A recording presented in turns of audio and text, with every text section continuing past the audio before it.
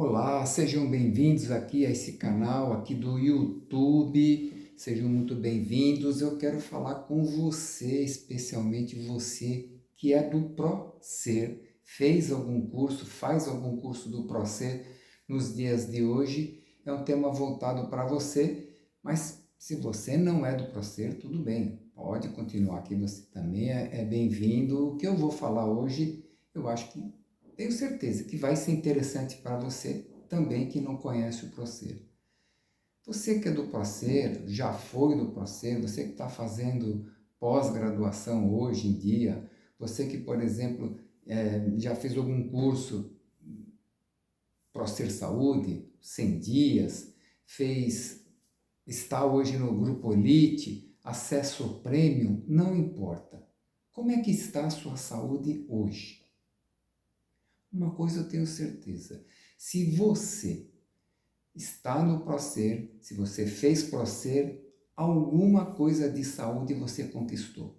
Eu não gosto de dizer a expressão ganhou, porque a gente conquista. Alguma coisa você conquistou. Pode ser um pouquinho? Pode. Então não tem como fazer o ProSer e não adquirir saúde. Para quem não sabe, o ProSer é uma instituição que busca o aumento da saúde, o desenvolvimento da saúde, busca a super saúde. É uma instituição criada pelo Dr. Uronal Zancan e tem essa finalidade de chegar à super saúde através de técnicas, através de práticas dos seus membros, dos seus participantes. A única maneira de você me dizer que não teve vantagens nenhuma, você não teve nenhum ganho de saúde, é se o ProSer entrou por aqui e saiu por ali. Se você apenas assistiu às aulas e não pôs em prática as técnicas de alimentação, não pôs em prática exercícios, atividades físicas, se você não levou para a parte prática um dormir de uma maneira adequada, se ficou só no raciocínio, se ficou só na leitura, aí sim eu até concordo, mas do contrário, se você pôs em prática qualquer dos recursos da saúde, você teve um aumento de saúde. Mas a pergunta que eu quero fazer é o seguinte, você está contente com a saúde que você tem hoje? Você teve, sim, um aumento de saúde, maior ou menor, estou fazendo assim, mas você pode ter um aumento de saúde, mas hoje, você está com dificuldade em algum recurso? Você está naquilo que a gente chama de platô, você chegou num determinado nível e não consegue avançar? É o que eu tenho visto com muitos colegas meus, pessoas que estão, a gente usa essa expressão, voando no ProSer, mas tem pessoas que chegaram numa espécie de um platô, chegaram numa situação que parece que não avança, e quando você pergunta, você faz esse recurso? Não, esse recurso eu faço, tal. E esse outro recurso? Ah, esse aqui eu já não faço muito. Por que que você não faz? Ah, também não sei por quê. Eu estou dizendo isso? Deixa eu me apresentar. Meu nome é Francisco Costa, muitos me conhecem por Kiko. Eu sou mentor em saúde, eu faço mentorias em saúde, eu ajudo as pessoas dentro e fora do ProSer, a desenvolver saúde. Eu tenho um programa de saúde chamado Saúde 8, onde através de mentorias eu ensino o meu cliente de uma maneira individualizada a conquistar a saúde, utilizando essa didática do Dr. Uronal Zancan. Então, como eu estava dizendo, eu faço as mentorias e eu percebo que tem pessoas que têm uma facilidade para alguma coisa e têm dificuldade para outras. E eu sempre me questionei por que que eu, sendo uma pessoa normal, uma pessoa comum, consegui me desenvolver na minha saúde. Eu não tenho a super saúde, mas eu consegui muitas coisas que muitos colegas dizem que não conseguiram. O que que eu tenho de diferente? Então, já há algum tempo eu venho pesquisando, venho estudando o porquê que algumas pessoas simplesmente não fazem determinados recursos, são bons em uns, fazem, mas não conseguem se desenvolver em outros. O que faz com que tenha essas dificuldades? Porque eu, por exemplo, eu estou no ProSer desde 2018, faço parte do Grupo Elite, nos dias de hoje. E o que aconteceu comigo? Eu tinha pressão alta, agressiva, uma pressão agressiva. Eu tomava 3 remédios por dia. Hoje eu não tenho pressão alta. Eu tinha uma sugestão de um exame, uma operação ortopédica. Tinha épocas do mês, não era todo mês, que eu mancava, eu puxava uma perna. Hoje eu corro numa esteira numa velocidade bem alta. Eu tinha o colesterol todo desarrumado, tomava remédio para colesterol. Eu tinha enxaquecas limitantes de faltar no serviço. Quantas e quantas vezes eu faltei no meu trabalho por causa da tal da enxaqueca. E quanto tempo que eu não tenho enxaqueca? Quantos anos que eu não tenho uma dor de cabeça? Eu não tomo remédio. Tá, eu peguei Covid, tive que tomar remédio. Ao longo de uma vida vão acontecer situações muito pontuais, mas no meu dia a dia eu não tomo remédio, Se precisar eu vou tomar, não sou totalmente contra remédio, mas eu não tomo porque eu não preciso. Mas eu vejo que muitos amigos e colegas, porque a gente se comunica, a gente tem uma galera, a gente tem uma turma, a gente tem uma tribo, a gente se comunica, seja no WhatsApp, no Telegram, enfim, a gente se junta no Meet, no Zoom, e a gente percebe que tem pessoas que chegaram num determinado grau e ali ficaram.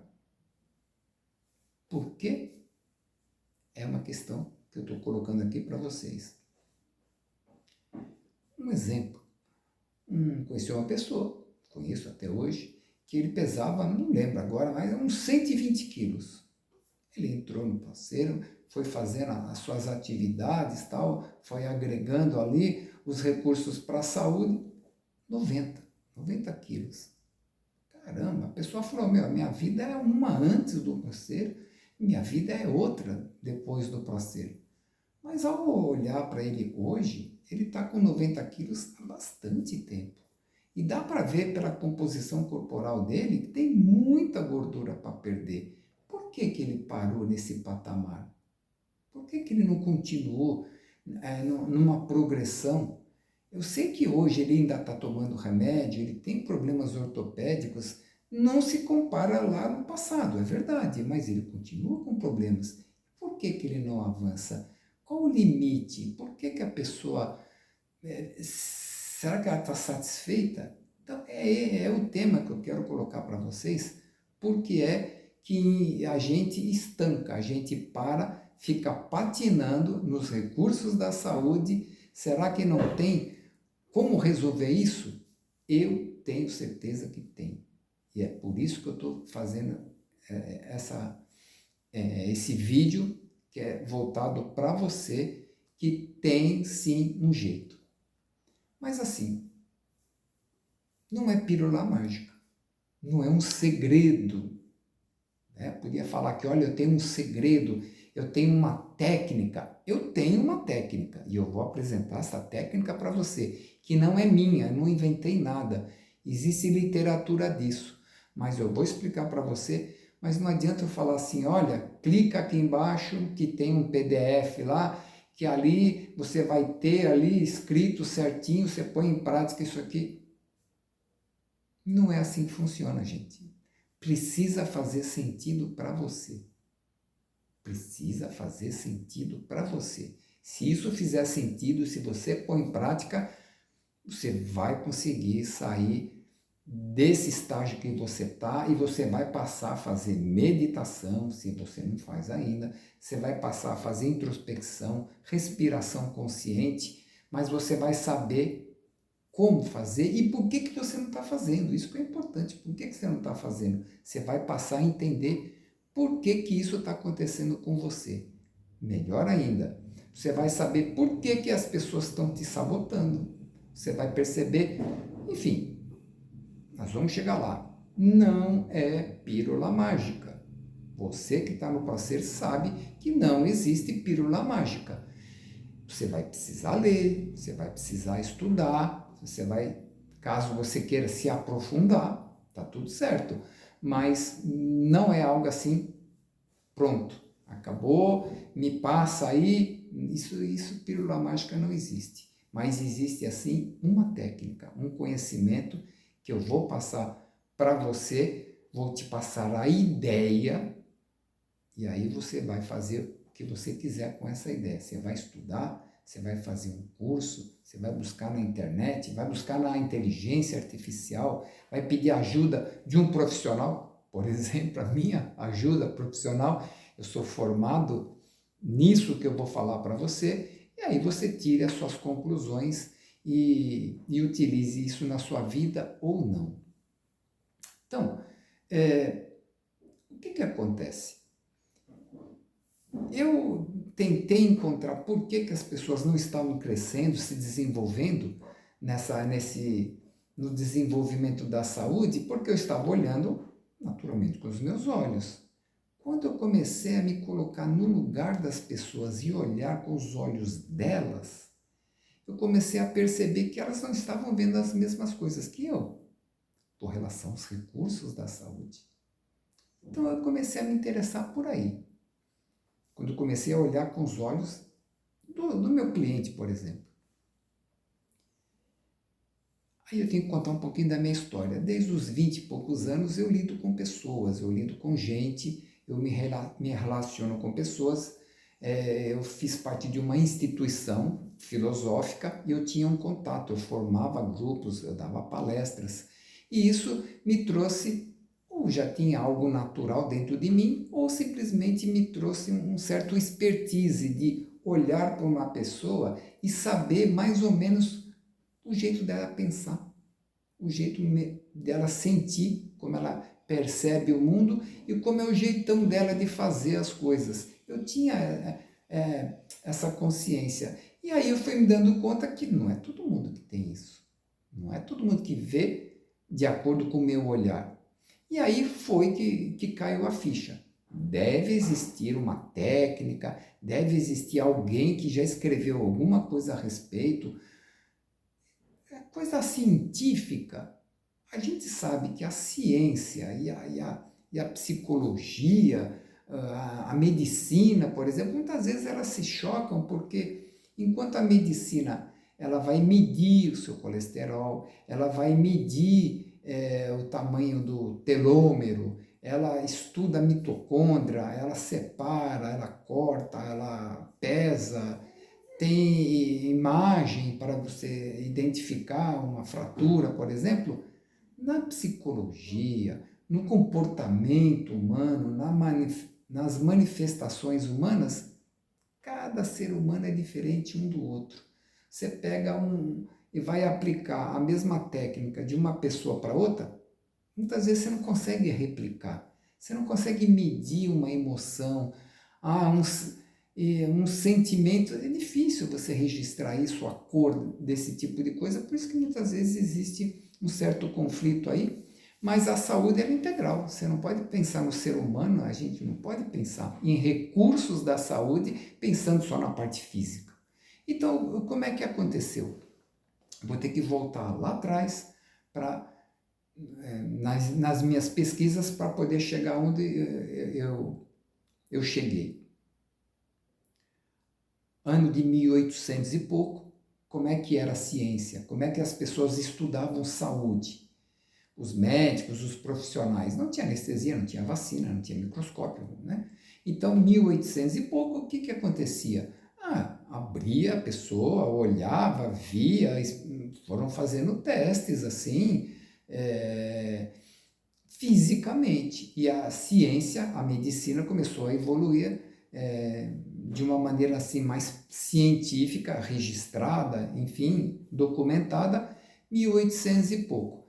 Aí chegou uma pessoa, que talvez você conheça, que quando olhou para tudo aquilo falou, sim, é medicina, saúde, beleza, tal, mas está faltando uma coisa aqui. E a emoção, onde entra aí? E o sentimento? E a angústia? Está cuidando do ser humano físico, mas e essa parte aqui interna, que não dá para ver? Esse homem chama Sigmund Freud. E o Freud foi que deu os passos iniciais, pelo menos foi o que ficou registrado na história, que começou a estudar essa parte que não se vê, essa parte de comportamento, de emoções, angústias, medos, traumas e por aí vai. Não vou me aprofundar nisso, fica tranquilo, mas começou com ele. Os discípulos dele ainda tem até aquela visão do psicanalista antigo, né, que foi a que deu origem, né, à psicanálise e tal. O paciente, o cliente deitado num divã, olhando assim para o teto, uma luz assim fraquinha, e o terapeuta, o psicanalista, o psiquiatra, certo, então, doutor, pipipi, papapá, papapá, interessante, interessante. Cliente lá, paciente lá e o terapeuta aqui, analisando, fazendo anotações, escrevendo, deixando a pessoa falar muito bem.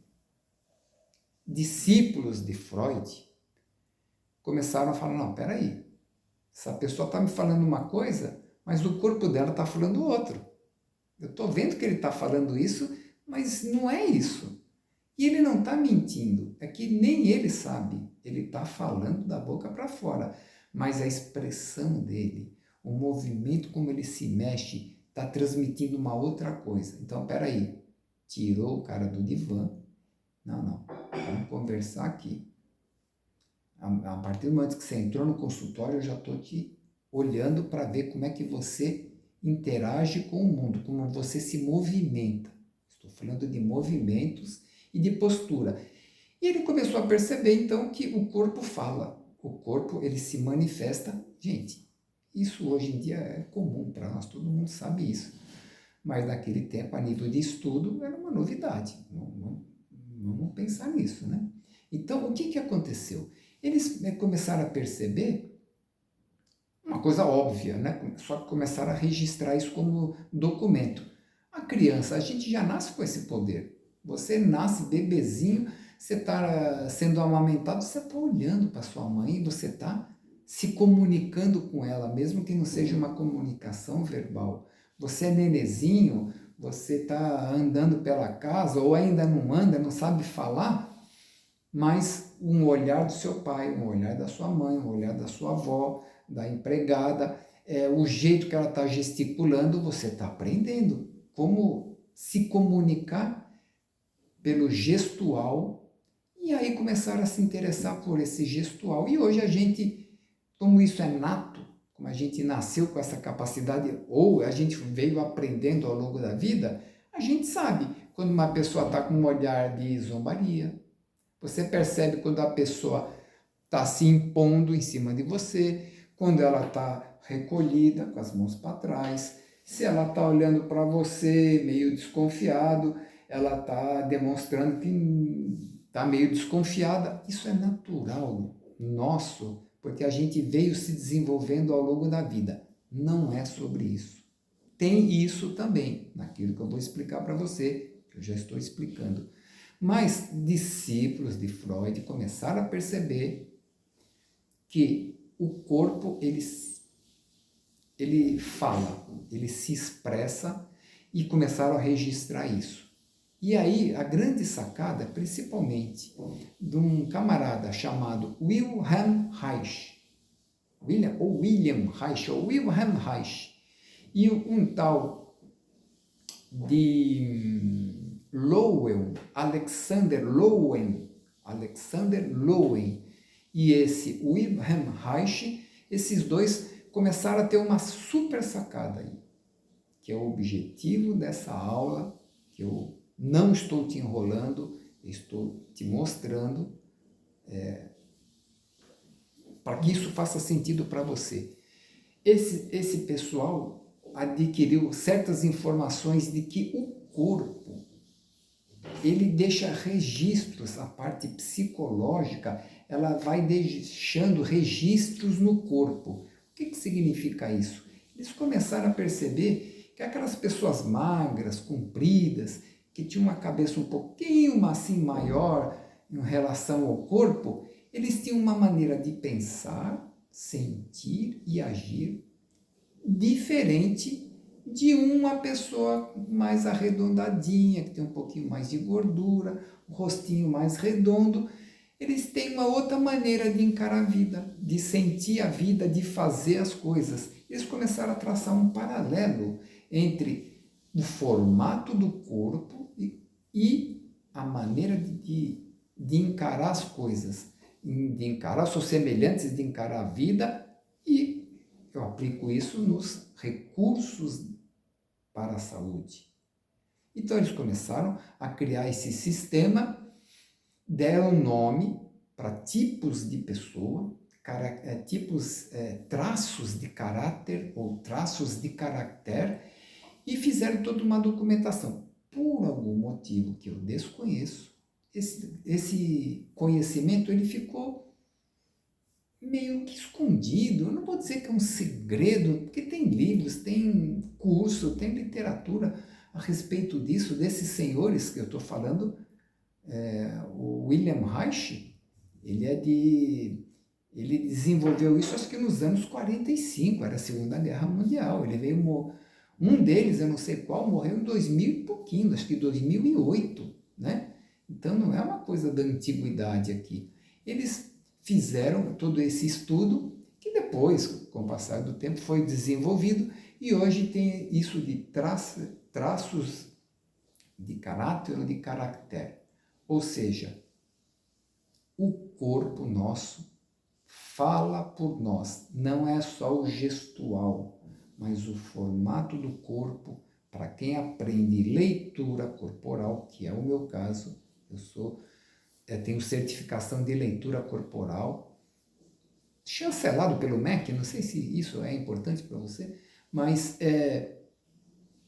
eu consigo olhar para o meu cliente e eu sei como é que essa pessoa tem um padrão de pensamento, sentimento e um padrão de fazer as coisas. Por isso que ele se dá bem em um recurso e não se dá bem, mas ele não sabe disso. O que eu quero dizer é que esses homens no passado, eles criaram o que eu chamo de manual de funcionamento de cada pessoa. Cada um de nós tem um manual de funcionamento, acredite, ou um manual de instrução, um manual de proprietário, só que nós não conhecemos o nosso manual. Isso que é triste. Eu entendo. Cada pessoa ao longo da vida passou por experiências, uns tiveram uma infância pobre, outros tiveram lares difíceis, outros tiveram lares mais estruturados. O ser humano hoje é uma soma de diversas experiências, mas o traço corporal ficou registrado. É algo complexo, não é o objetivo deste vídeo, mas eu só vou dar alguns toques no processo de mielinização, bainha de mielina. Imagina um fio onde passa eletricidade. Imagina um plástico, uma capinha. O fio, ele é azul, ele é vermelho. Na verdade, o fio é cobre, mas ele tem uma capinha, um plástico, para não dar choque, né? Para não dar curto. Um fio é vermelho, outro é azul, tem um fio preto e tal. Mielinização, bainha de mielina. A bainha de mielina, a mielinização, ela começa no ventre e se desenvolve até 6, 7 anos de idade. Repito, não vou entrar nesse aspecto, mas existe uma comprovação científica que à medida que a criança nasce e vai tendo experiências físicas e o processo de mielinização do sistema nervoso vai acontecendo, começando pela cabeça, ainda no ventre, até o final da coluna vertebral, esse processo de mielinização, junto com as experiências que essa criança está tendo no relacionamento com o mundo, vai impactar o formato do seu corpo. Ah, mas eu me alimentei mal e fiquei mais gordinho. Tá certo? Mas você tem um traço, você tem uma característica. Você pode comer o mais errado possível, você vai ser aquele tipo magrão com barriga. Você pode estar meio inchadinho, mas formato do seu rosto, não dá para... Certas características são padrão. E acredite, o formato do corpo de uma pessoa diz muito sobre ela.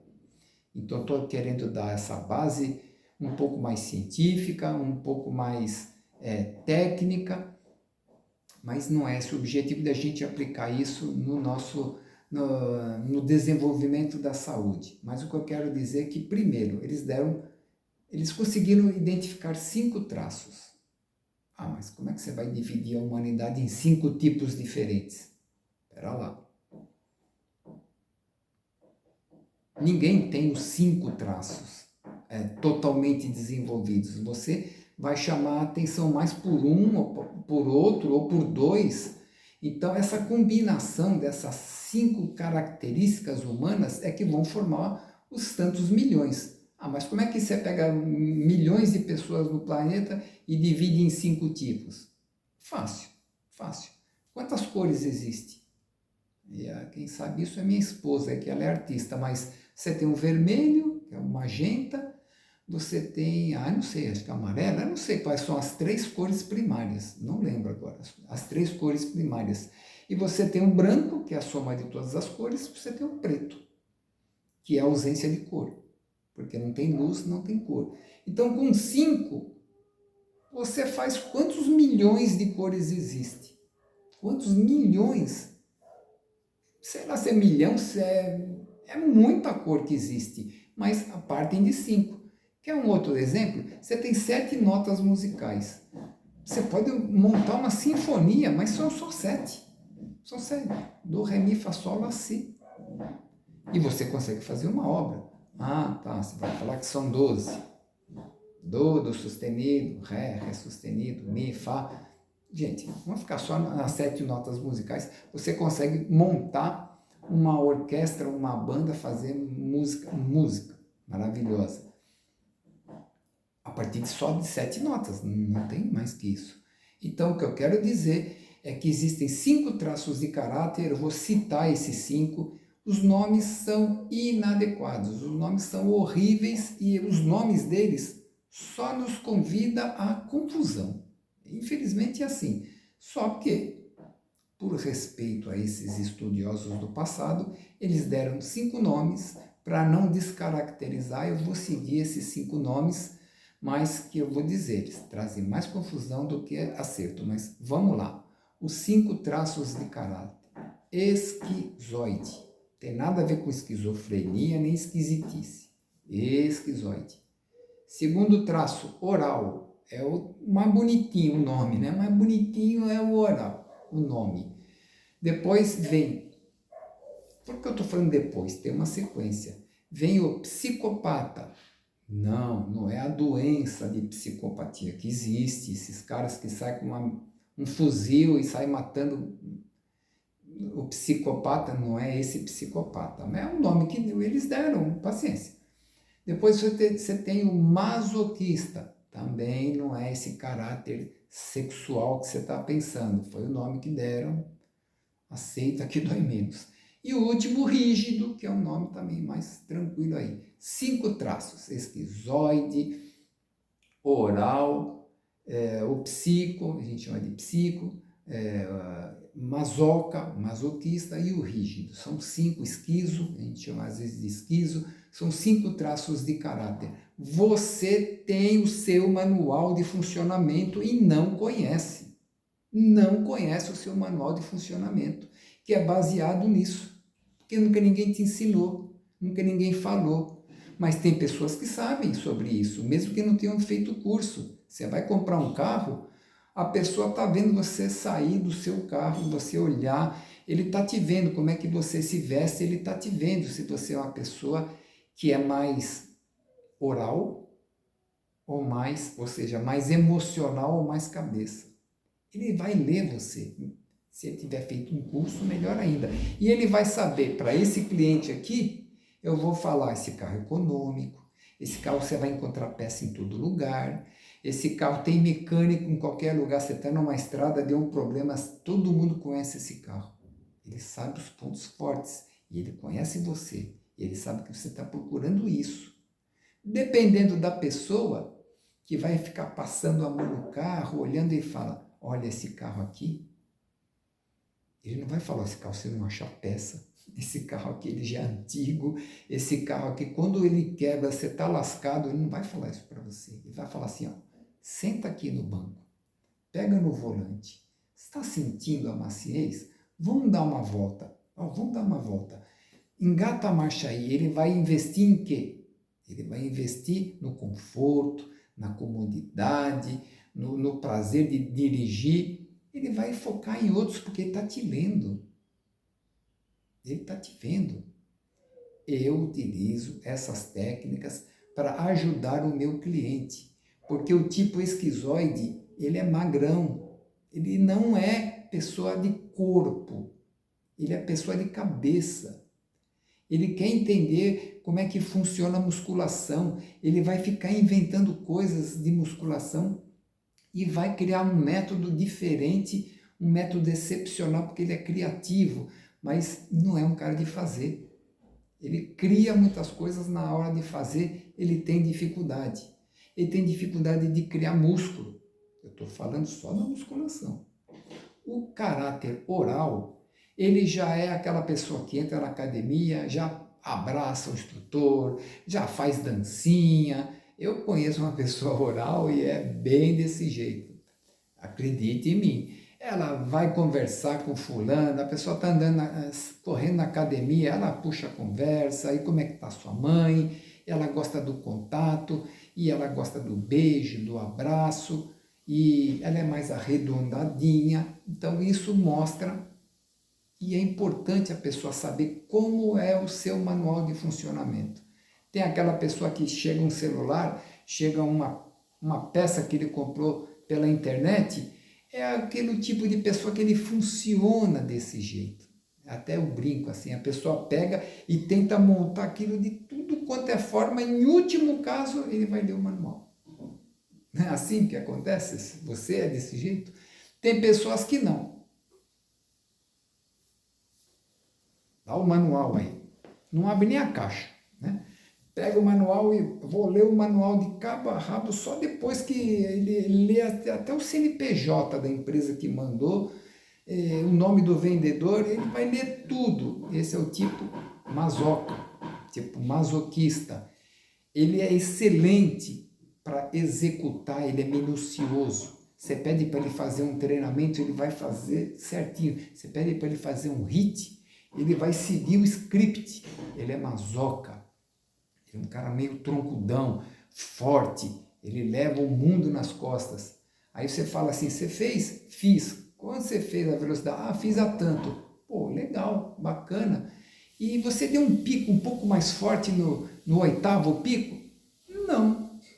Por quê? Você não estava com fôlego, não dava. Não está escrito, você não falou nada. Esse é o tipo masoca. Ele vai fazer o que está escrito. Ele não vai sair do script, é o jeitão dele. Estou falando só de musculação.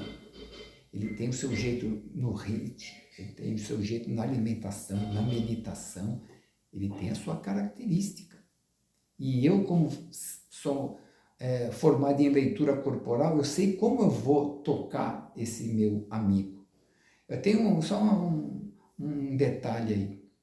O masoca, ele, só para terminar do masoca, ele nunca vai se aventurar e vou dar um pico a mais, ou eu estou com fôlego e tal. Não, ele vai seguir o script. E não tem nenhum problema, gente. É o jeito dele trabalhar. Se eu sei desse jeitão dele, eu sei os pontos fracos, eu sei os pontos fortes. Eu vou falar, ó, presta atenção aqui. Olha, aproveita, você tem essa característica, faça assim que vai dar mais resultado para você. Você é mais metódico, tá tudo certo.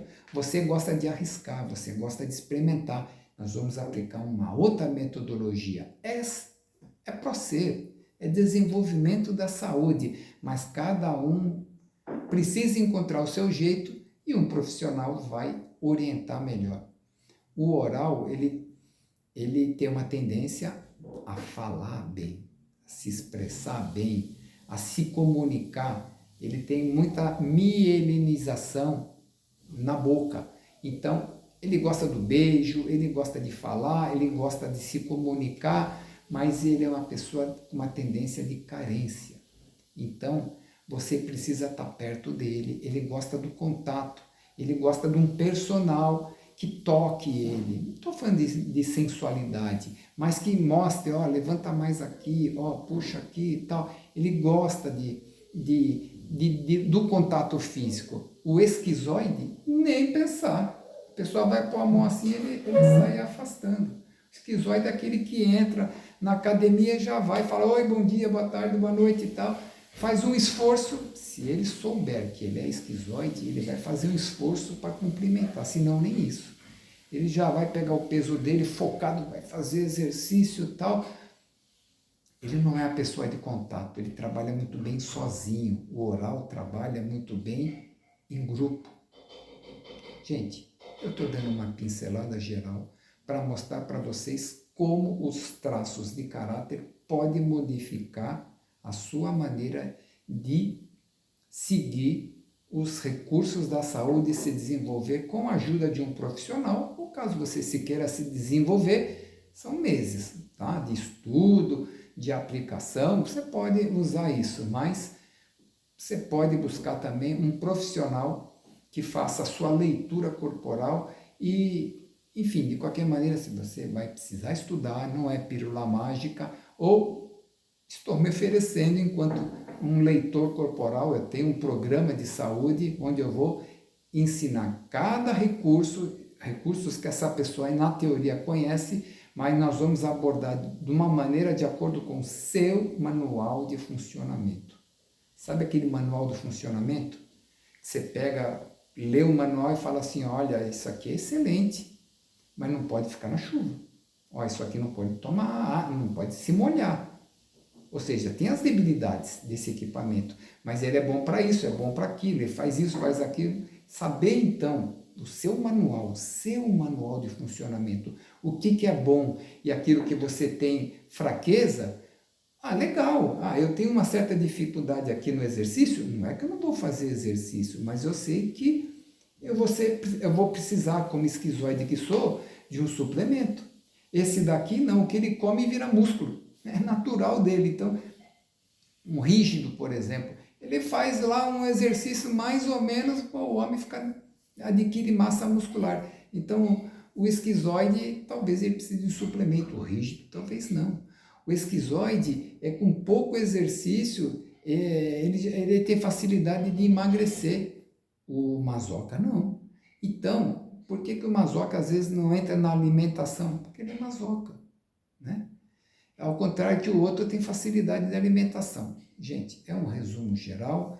Eu vou explicar cada um dos 5 traços em outros vídeos, tá bom? Eu espero que isso tenha sido útil para você. Se você gostou, dá um like aí, faz um comentário, coloca as suas impressões e a partir de agora eu vou usar um vídeo para cada tema para não ficar muito longo, tá bom? Gente, estamos juntos. Meu nome é Francisco Costa, eu sou mentor em saúde.